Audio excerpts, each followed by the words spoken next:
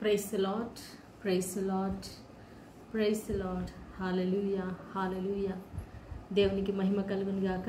ప్రియమైన సహోదరి సహోదరులారా, యేసు ప్రభు అతి శ్రేష్టమైన నామంలో మీ అందరికీ శుభాభివందనాలు తెలియజేస్తున్నాను. అందరూ ఎలా ఉన్నారు? దేవుని యొక్క కృపను బట్టి మరి ఇంతవరకు ప్రభు ఆయన రెక్కల నీడలో కాచి కాపాడి ఉన్నారు.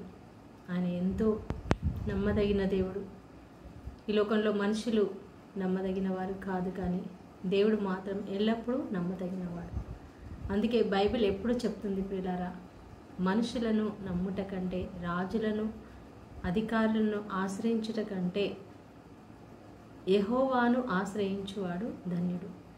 సో దేవుని ఆశ్రయించకుండా నరులను ఆశ్రయించేవాడు శాపగ్రస్తుడు అని ఇర్మియా గ్రంథంలో కూడా దేవుడు చెప్తా ఉన్నాడు. కాబట్టి మన జీవితంలో ఎప్పుడు కూడా ప్రతి పరిస్థితిలో, ప్రతి సందర్భంలో మనం దేవుని వైపే చూడాలి, దేవుని మీదనే మనం ఆధారపడాలి. కాబట్టి ఈ సాయంకాలం మనం దేవుని వాక్యాన్ని వినే ముందు చిన్న ప్రార్థన చేసుకుందాం. హల్లెలూయా, హల్లెలూయా, హల్లెలూయా, హల్లెలూయా, హల్లెలూయా. స్తోత్రం, స్తోత్రం, స్తోత్రం నాయనా. మహోన్నతుడా, నీకే వందనాలు, స్తుతులు, స్తోత్రాలు నాయనా. తండ్రి, ఎవరును తీయకుండా ద్వారం తలుపు వేసే దేవుడవు నీవు. ఎవరు కూడా మరి మూసివేయకుండా తలుపు తెరిచేవాడవు నీవు నాయనా. అవును తండ్రి ప్రభా, నీవు ద్వారము తెరవగా ఎవరు మూయగలరునైనా, నీవు ద్వారం మూయగా ఎవరు తెరవగలరు ప్రభా. అవును తండ్రి యేసయ్య, నీవు మా పక్షముగా ఉండి మా కోసం ద్వారములు తెరుస్తున్నావు నాయన. ప్రతి విషయంలో నాయన, మా జీవితంలో అడుగడుగున నాయన, ఇంతవరకు నాయన ఈ మా పరిచర్యలో కూడా తండ్రి మీరే ముందుండి నడిపించారు నాయన. తండ్రి, ఎన్నో వందల వేల లక్షల ఆత్మలనైనా మీరు రక్షించారు నాయన. ఎంతోమందిని మీరు అభిషేకించారు, ఎంతోమందిని మీరు బలపరిచారు. అయా నీకు స్తోత్రం చెల్లిస్తున్నాను ప్రభా. నువ్వు గొప్ప దేవుడవునైనా, అద్భుతకరుడవు, ఆశ్చర్యకరుడవునైనా. హల్లెలూయా. థ్యాంక్ యూ లార్డ్ నాయన. ఊహించని కార్యాలు చేసే దేవుడవునైనా. హల్లెలూయా, హల్లెలూయా. పరిశుద్ధాత్మదేవా, ఇదిగో తండ్రి ప్రభా, ఈ సాయంకాలం మా మధ్యలోనికి రండి నాయన. సింహాసనాసీనుడా, అత్యున్నతమైన సింహాసనంలో ఆసీనుడైన దేవుడవు నాయన. Hallelujah, hallelujah. We worship you Lord Jesus. Hallelujah, hallelujah, hallelujah. పరిశుద్ధాత్మదేవా, మీ ఆత్మను మా మీద కుమ్మరించండి నాయన, కుమ్మరించండి.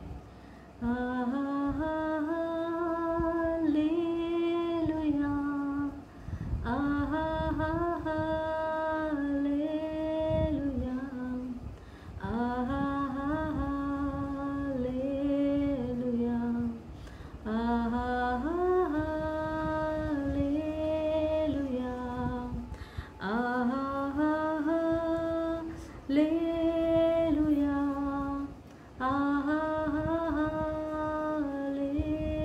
హల్లెలూయా, హల్లెలూయా, హల్లెలూయా. ఆమేన్.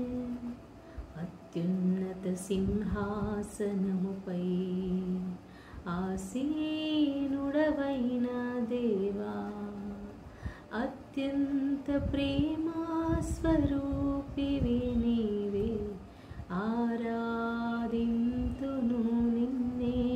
అవును తండ్రి, అత్యున్నతమైన సింహాసనములు ఆసీనుడైన దేవా, అయా నీకే మహిమనైనా.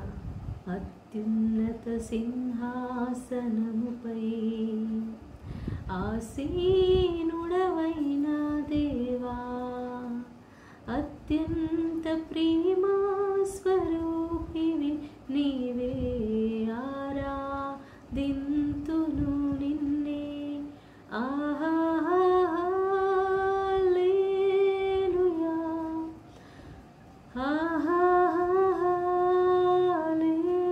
హల్లెలూయా,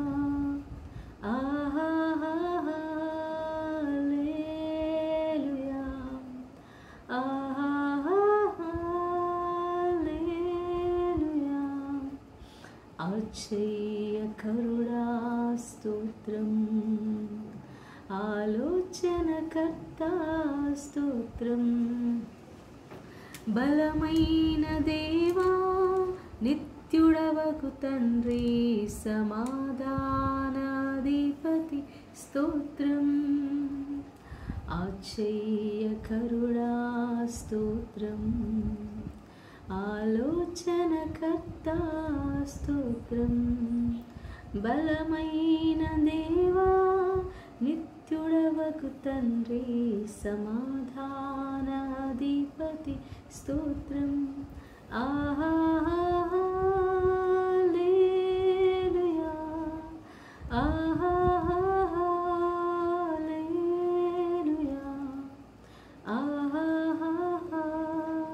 హల్లెలూయా, హల్లెలూయా. కృపా సత్య సంపూర్ణుడ స్తోత్రం, కృపతో రక్షించితివి స్తోత్రం, నీ రక్తమిచ్చి విమోచించినావే నా రక్షణకర్త స్తోత్రం. కృపా సత్య సంపూర్ణుడ స్తోత్రం, కృపతో రక్షించితివి స్తోత్రం, నీ రక్తమిచ్చి విమోచించినావే నా రక్షణకర్త స్తోత్రం. హల్లెలూయా, hallelujah, hallelujah,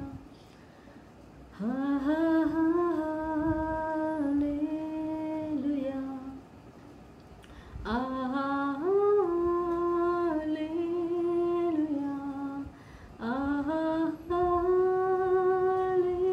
hallelujah, hallelujah, hallelujah. Amen. Hallelujah, hallelujah. Praise you, Lord. Thank you, Lord. We worship you, Lord Jesus. You are worthy to be praised, Lord.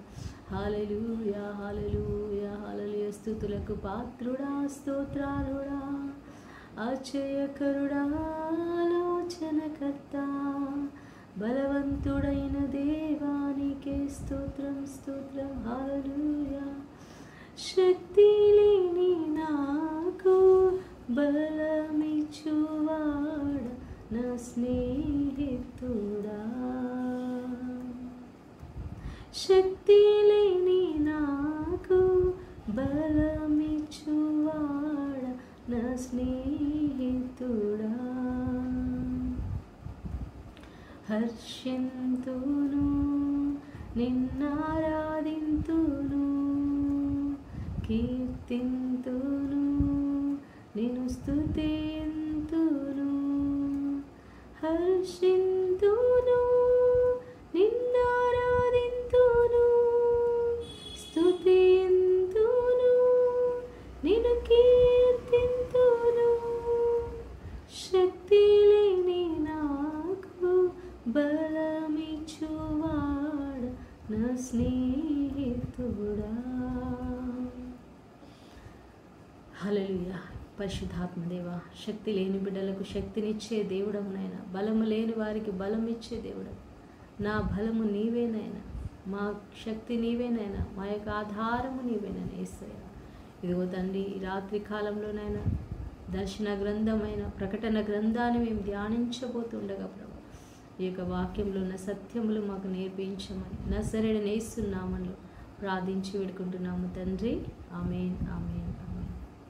ప్రియులారా, మనం మరి గత కొన్ని రోజులుగా ప్రకటన గ్రంథాన్ని ధ్యానిస్తూ ఉన్నాము. సో ఈరోజు ప్రకటన గ్రంథం 5వ అధ్యాయంలో ఏం జరుగుతుందనే విషయాన్ని మనం ఈరోజు ధ్యానించబోతున్నాము. ప్రకటన గ్రంథం 5వ అధ్యాయంలో మనం చూసినట్లయితే ఇక్కడ మరి పరలోకంలో దేవుని యొక్క సింహాసనం ఉన్నది. ఆ సింహాసనములో దేవుడు కూర్చొని ఉన్నాడు, ఆసీనుడై ఉన్నాడు. మరి ఆయన పైన మరి క్రింద పక్కన కూడా కేరూబులు, దేవదూతలు, అంటే దేవదూతలలో చాలా రకాలు ఉన్నాయి. ఇవి చాలా మరి ఉన్నతమైన స్థాయికి చెందినటువంటి కేరూపులు అనమాట. వాటిని కేరూపులు అంటారు. అవి ఎలా ఉన్నాయి, లోపల వెలుపల కూడా మరి కన్నులు కలిగినటువంటి కేరూపులు అనమాట. సో ఆయన సింహాసనం ఉంది, అక్కడ గొర్రెపిల్ల అంటే యేసుప్రభు, గొర్రెపిల్ల ఎవరు, యేసుప్రభు. సో అలాంటి ఒక సన్నివేశం ఉండగా మనం ఇక్కడ చూస్తున్నాము, లోపటను వెలుపటను వ్రాత కలిగి 7 ముద్రలు గట్టిగా వేసి ఉన్న ఒక గ్రంథము సింహాసనమందు ఆసీనుడై ఉన్నవాని కుడి చేత చూచి తిని. యోహాను గారు చూస్తున్నారనమాట. సింహాసనంలో ఆసీనుడైన వారు ఎవరు, తండ్రి అయిన దేవుడు. ఆయన చేతిలో, కుడి చేతిలో ఒక గ్రంథం ఉందంట. ఆ గ్రంథము లోపల వెలుపల కూడా రాసి ఉంది, పైన కూడా రాసి ఉంది, లోపల కూడా రాసి ఉంది. అది చాలా గట్టిగా ముద్ర వేసి ఉందంట. దాన్ని ఓపెన్ చేయడానికి ఓపెన్ చేసి లేదు, అది ముద్ర వేసి ఉందన్నమాట.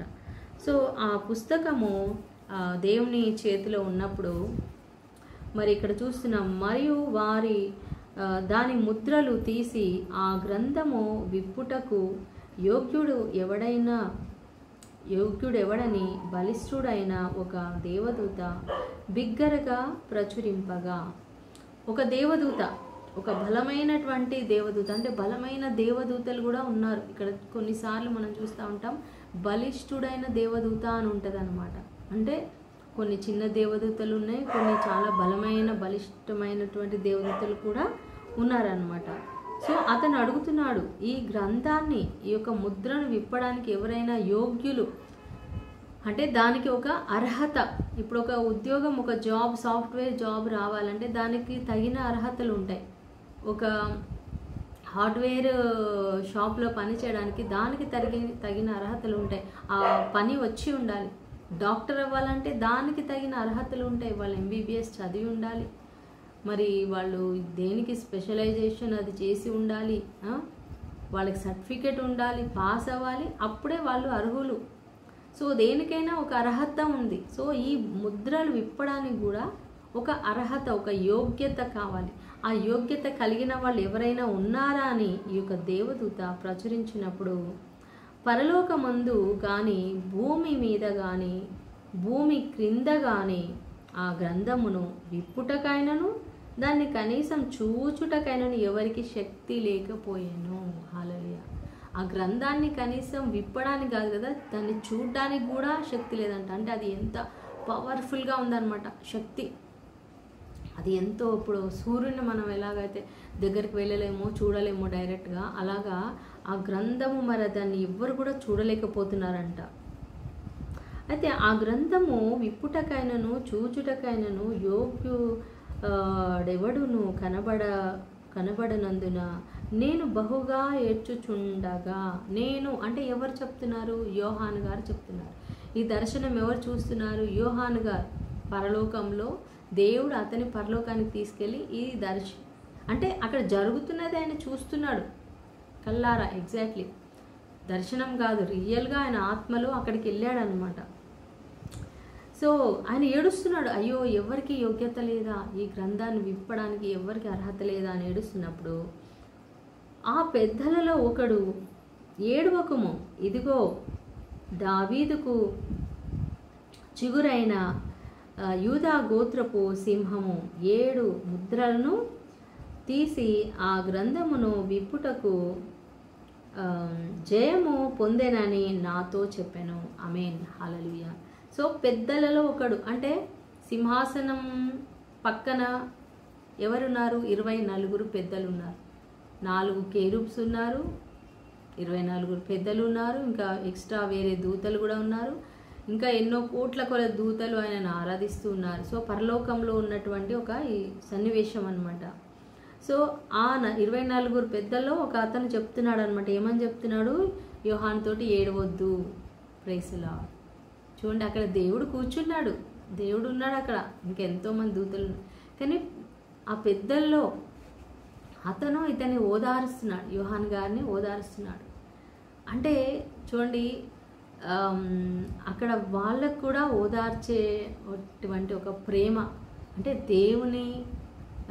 దేవుడు ప్రేమమయుడు కదా, ఆయన దగ్గర ఉన్న వాళ్ళందరికీ కూడా ఆ ప్రేమ ఉంటుంది. దూతలందరూ కూడా ఎంతో ప్రేమతో ఉన్నవాళ్ళు.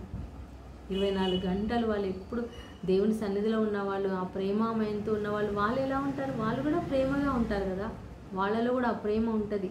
సో అతను ఎంతో ఓదారుస్తున్నాడు, ఏడవద్దు.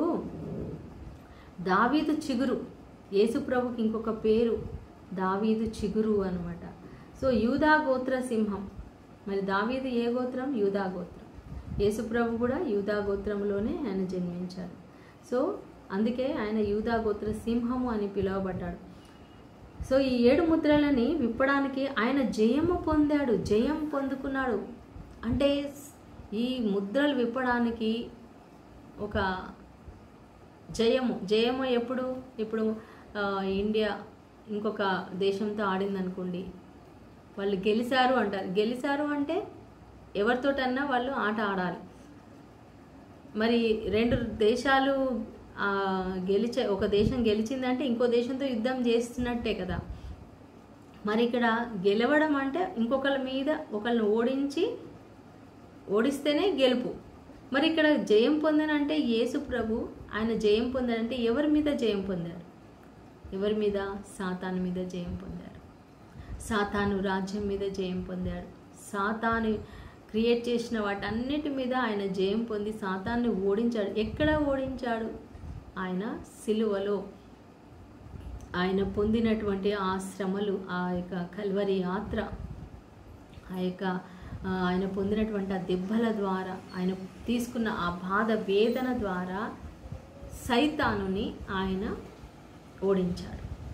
పాపానికి శిక్ష వేశాడు, శాపాన్ని తీసివేశాడు, రోగాన్ని తీసివేశాడు, దారిద్ర్యాన్ని తీసేశాడు.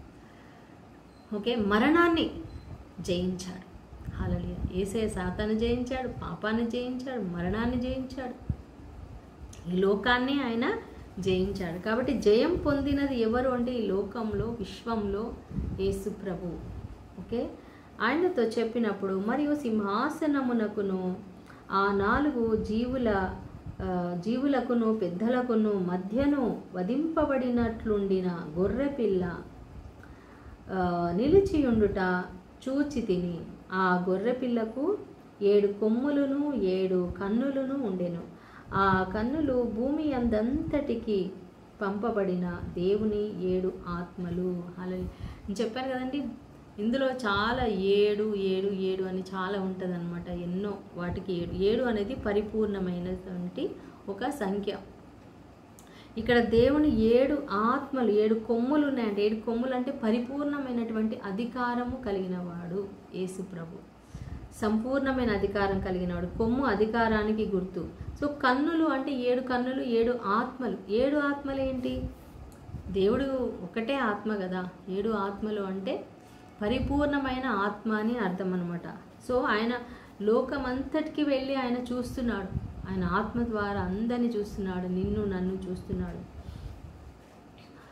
సో ఇక్కడ ఏం చేస్తున్నారంటే ఆయన వచ్చి ఆ గొర్రెపిల్ల అంటే యేసుప్రభు వధించబడినట్లుగా ఉన్నారు. అంటే యేసుప్రభు మన కోసం ఆయన వధించబడ్డాడు కదా, సిలువ వేయబడ్డాడు కదా, దానికి గుర్తు అన్నమాట గొర్రెపిల్ల.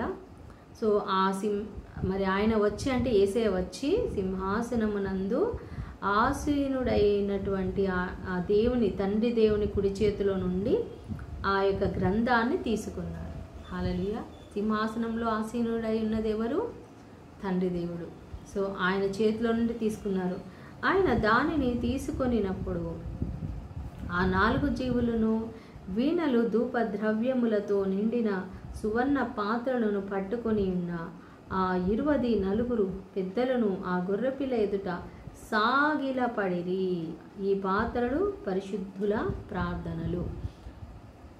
ఎప్పుడైతే ప్రభువారు యేసయ్య ఆ యొక్క గ్రంథాన్ని తీసుకున్నారో అక్కడ ఉన్న 4 జీవులు, 24 పెద్దలు సాష్టాంగపడ్డారు. మరి 4 జీవులు ఏం చేస్తున్నారు? వీణలు వాయిస్తున్నారు. ధూప ద్రవ్యాలతో నిండినటువంటి ఆ సువర్ణ పాత్రలను పట్టుకొని మరి ప్రభుని ఆరాధిస్తున్నారు. 24 పెద్దలు మరి ఆ గొర్రెపిల్ల ఎదుట. గొర్రెపిల్ల అంటే యేసు ప్రభు ఎదుట. ఇప్పుడు కొంతమంది చాలామంది తండ్రి దేవుడే దేవుడు, యేసయ్య దేవుడు కాదంటారు. ఆయన యేసయ్య దేవుడు కాకపోతే వీళ్ళెందుకు ఆయనకు కూడా ఆరాధిస్తున్నారు? హల్లెలూయా. దేవదూతని నమస్కారం చేసినప్పుడు, ఈ యొక్క యోహాను దేవదూతకి నమస్కారం చేసినప్పుడు సాష్టాంగ నమస్కారం ఆయన అంటాడు, లేదు లేదు నువ్వు నాకు నమస్కారం చేయొద్దు, అలాగా నేను కూడా నీలాంటి వాడినే. మనందరం దేవుణ్ణి ఆరాధించాలి, దేవుని స్తుతించాలి, దేవునికే మహిమ అంటాడు.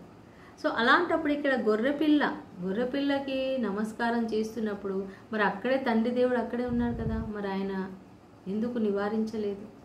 తండ్రి ఎలా అయితే స్తుతికి ఆరాధనకు పాత్రుడు, కుమారుడు కూడా ఆయన ఆరాధనకు పాత్రుడు, అలాగే పరిశుద్ధాత్మ కూడా ఆరాధనకు పాత్రుడు.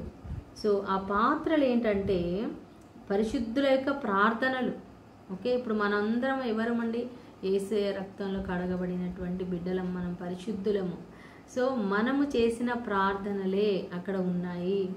సో ఆ పెద్దలు ఏం చేస్తున్నారు? నీవు ఆ గ్రంథమును తీసుకొని దాని ముద్రలను విప్పుటకు యోగ్యుడవు, నీవు వధింపబడిన వాడవై నీ రక్తమిచ్చి ప్రతి వంశములోను ఆయా భాషలు మాట్లాడు వారిలోను ప్రతి ప్రజలోను ప్రతి జనములోను దేవుని కొరకు మనుషులను కొని మా దేవునికి వారిని ఒక రాజ్యముగాను యాజకులనుగాను చేసితివి కనుక వారు భూలోకమందు ఏలుదురని క్రొత్త పాట పాడుదురు. భూలోకమందు ఏలుదురని క్రొత్త పాట పాడుదురు. సో 24 పెద్దలు అంటున్నారు అనమాట. ఏమంటున్నారు? సో నీవు యోగ్యుడవు, యేసయ్యతో అంటున్నారు అనమాట. నువ్వు యోగ్యుడవు, మరి నువ్వు వధించబడిన వాడవై. యేసు ప్రభు మరి వధించబడిన గొర్రె పిల్లలాగా మన కోసం ఆయన వధించబడ్డాడు, సిలువ వేయబడ్డాడు. ఆయన వధించబడిన ఆయన వధించబడి ఏం చేశాడు? మరి మనందరినీ కూడా తన రక్తం ఇచ్చి, నీ రక్తం ఇచ్చి నువ్వు కొన్నావు. ప్రతి భాషలోను ప్రతి వంశంలోను ప్రతి జాతిలో నుండి నువ్వు మనుషులను కొని దేవుని కొరకు నువ్వు మనుషులను తీసుకొచ్చావు. మా దేవునికి వారిని ఒక రాజ్యంగా చేశావు, యాజకులనుగా. మనమందరం దేవునికి ఒక రాజ్యము ప్లస్ యాజకులము. ఓకే, మళ్ళీ భూలోకాన్ని మనం ఏలుతామనే పాట వాళ్ళు పాడారంట. క్రొత్త పాట వాళ్ళు పాడుదురు అని వాళ్ళు చెప్తున్నారనమాట. మరియు నేను చూడగా సింహాసనమును జీవులను పెద్దలను ఆవరించి ఉన్న అనేక దూతల స్వరము వినబడెను. వారి లెక్క కోట్ల కొలదిగా ఉండెను. ఆ సింహాసనము, అక్కడ ఉన్నటువంటి ఆ దూతలు, మళ్ళీ 24 పెద్దలు, వీళ్ళందరినీ ఆవరించి మొత్తం కొన్ని కోట్ల మంది దేవదూతలు కనపడ్డారంట. వాళ్ళందరూ ఏం చేస్తున్నారు ఇక్కడ చూద్దాము. వారు వధింపబడిన గొర్రెపిల్ల శక్తియు ఐశ్వర్యమును జ్ఞానమును బలమును ఘనతయు మహిమయు స్తోత్రమును పొందనర్హుడని గొప్ప స్వరముతో చెప్పుచుండిరి. చూడండి, యేసు ప్రభు దేవుడు కాకపోతే దూతలు ఎందుకు? ఆయనకి మహిమ ఘనత ప్రభావం అంటే తండ్రిని ఎలా ఆరాధిస్తున్నారు? వాళ్ళు యేసయ్యను కూడా ఆరాధిస్తున్నారు. యేసు ప్రభు అందుకే అన్నాడు, నేను తండ్రి ఐక్యమే ఉన్నామని మీకు తెలియదా అన్నాడు ఫిలిప్పుతో. మాకు తండ్రిని చూపించిన ఆయన మాకు అంతే చాలు అన్నాడు ఫిలిప్పు. కానీ యేసు ప్రభు ఏమన్నాడు? నేను తండ్రి కలిసి ఉన్నామని నువ్వు నమ్మట్లేదా? ఇంతవరకు నన్ను చూసి నువ్వు గుర్తుపట్టలేదా? హల్లెలూయా, ప్రైజ్ ది లార్డ్. యేసయ్యని చూసిన వాళ్ళ తండ్రిని చూసినట్లే. ఓకే, వాళ్ళు దేవుని గొప్ప స్వరముతో స్తుతించారనమాట. అంతటా పరలోకమందును భూలోకమందును భూమి క్రిందను సముద్రములోను ఉన్న ప్రతి సృష్టము అనగా వాటిలో ఉన్న సర్వమును సింహాసనాసీనుడై ఉన్న వానికిని గొర్రెపిల్లకును స్తోత్రమని చెప్పిరి. ఆ 4 జీవులు ఆమేన్ అని చెప్పగా ఆ పెద్దలు సాగిలపడి నమస్కారము చేసిరి. ఆమేన్, హల్లెలూయా, ప్రైజ్ ది లార్డ్. సో ఆ కోట్ల మంది దేవదూతలు ఆ గొర్రెపిల్లకు ఆరాధన చేశారు, స్తుతించారు.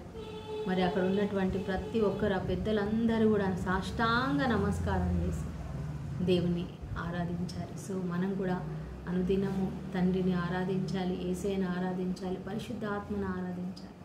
సో ప్రియులారా, మరి యేసయ్య ప్రతి జాతిలో నుండి, ప్రతి తెగలో నుండి తన బిడ్డల్ని ఆయన సమకూర్చుకుంటున్నాడు ఒక రాజ్యముగా, యాజకులుగా. సో ఈరోజు మనం యేసయ్య రాజ్యంలోకి వచ్చాం, యేసయ్య వంశంలోకి వచ్చాం, యాజకులుగా మనం మారాం. మరి ఇంకా ఎంతోమంది ఆయన రాజ్యంలో చేరని వాళ్ళు ఎంతోమంది ఉన్నారు ప్రియులారా. ఈరోజు నాకు ఒక తమ్ముడు ఫోన్ చేశాడు, మధురై నుండి ఫోన్ చేశాడు. ఆయన ఒక దైవజనుడు, ఒక పాస్టర్ అంట. మరి మధురైలో వాళ్ళు సేవ చేస్తున్నారు. వాళ్ళు ఒక కోయ జాతి నుండి,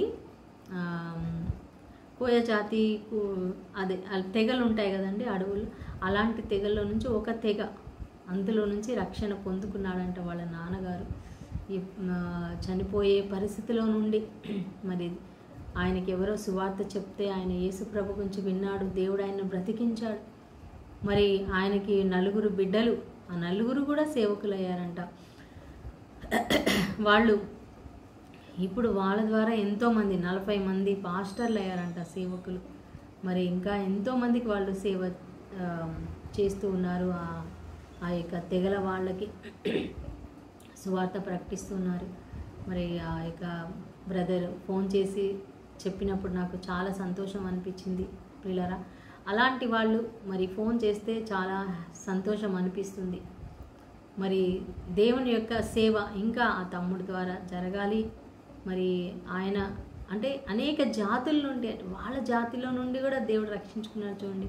ఇప్పుడు ఇలా ఎంతోమంది, ఇప్పుడు నేను ఒకసారి అరకు వెళ్ళాను ప్రియులారా. అరకులో ఎంతోమంది, ఎన్నో జాతులు ఉన్నారు అక్కడ. ఇంకా కొంతమంది ఇంకా ప్రభువుని తెలియని వాళ్ళు ఉన్నారు. సో అలాంటి ప్రాంతాలకు మనము సువార్తను అందించాలి. ఒకవేళ మనం వెళ్ళలేని పరిస్థితిలో వెళ్ళే వాళ్ళని మనం ప్రోత్సహించాలి, వాళ్ళకి సహాయం చేయాలి. సో మనం ప్రార్థన చేయాలి. అనేకమైన జాతులు, అనేకమైన ప్రజలు, అన్ని కులాలు, అన్ని మతాలలో నుంచి, అన్ని భాషల్లో నుండి ప్రభుని తెలుసుకునే వాళ్ళు రావాలి.